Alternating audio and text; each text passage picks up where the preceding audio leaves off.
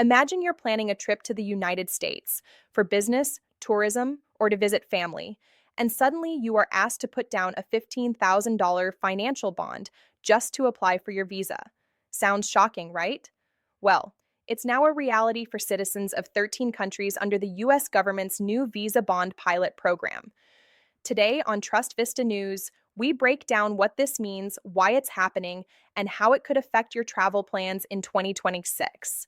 Welcome back to Trust Vista News, your go-to source for daily immigration news and clear analysis of global visa policy changes.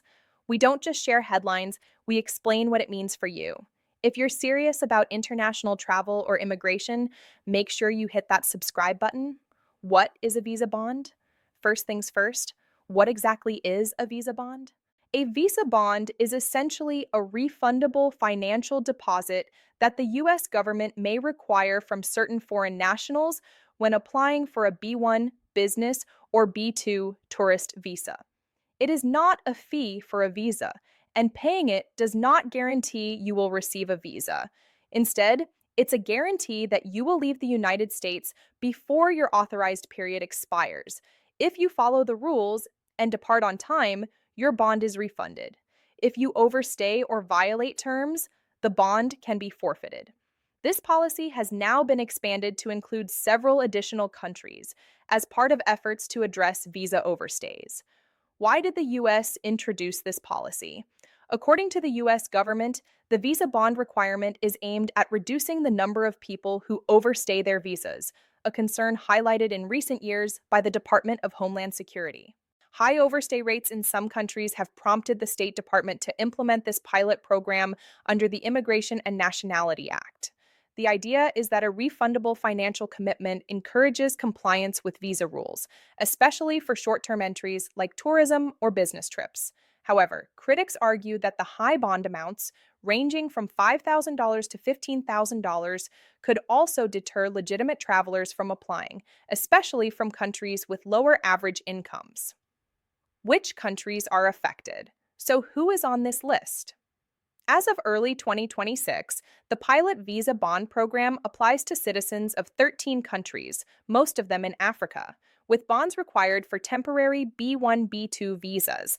Those include Algeria, Angola, Antigua, and Barbuda, Bangladesh, Benin, Bhutan, Botswana, Burundi, Cabo Verde, Central African Republic, Cote d'Ivoire, Cuba, Djibouti, with implementation dates staggered from late 2025 to January 2026, all now subject to bonds ranging from $5,000 to $15,000, depending on consular assessment.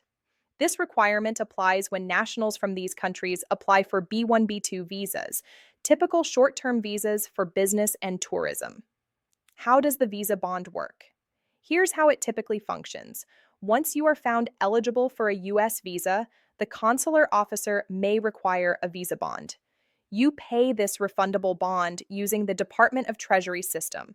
If you leave the U.S. before your visa expires or your visa application is denied, you get your bond back. If you overstay or violate the terms, you lose the bond. Importantly, paying the bond does not guarantee that your visa will be approved. It just means you have met this extra requirement.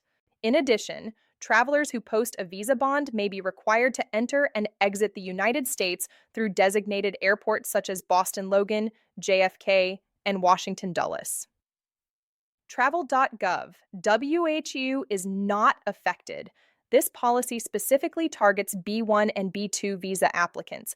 That means students on F1 visas, work visa applicants like H1B, visa waiver program travelers from 42 countries eligible for ESTA.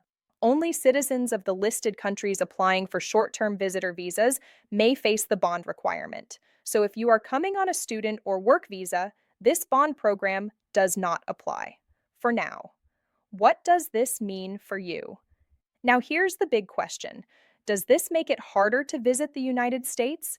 The simple answer is yes and no. Yes, because the financial requirement adds an extra cost and process step that wasn't there before for many countries. No, because the requirement is refundable if you comply with visa conditions. At Trust Vista Consulting, we always tell applicants prepare more documentation, show strong ties to your home country, be ready to prove your intent to return, have financial proof ready for consular officers. This is more than just money, it's risk mitigation from the U.S. perspective. The goal for the U.S. government is to ensure compliance and reduce visa overstays. But the impact on travel plans will be real for many families and business travelers. The big picture. This visa bond expansion is part of a broader trend in U.S. immigration policy, where the government is tightening entry requirements, increasing background checks, and strengthening compliance measures. AP News. It's not just about bonds, it's also about in person interviews, social media history disclosures, more stringent document requirements, and enhanced vetting procedures. For travelers and applicants worldwide, that means more preparation, more proof, more compliance, and less uncertainty. So, what do you think? Are visa bonds a fair way to improve compliance or just another barrier for citizens of developing countries? Comment below and let us know. And if you want daily global immigration news you can trust, make sure you subscribe to Trust Vista News. We break down policy changes, explain how they affect real people, and help you plan your international journey smartly. Your future abroad doesn't begin with fear. It begins with information and strategy.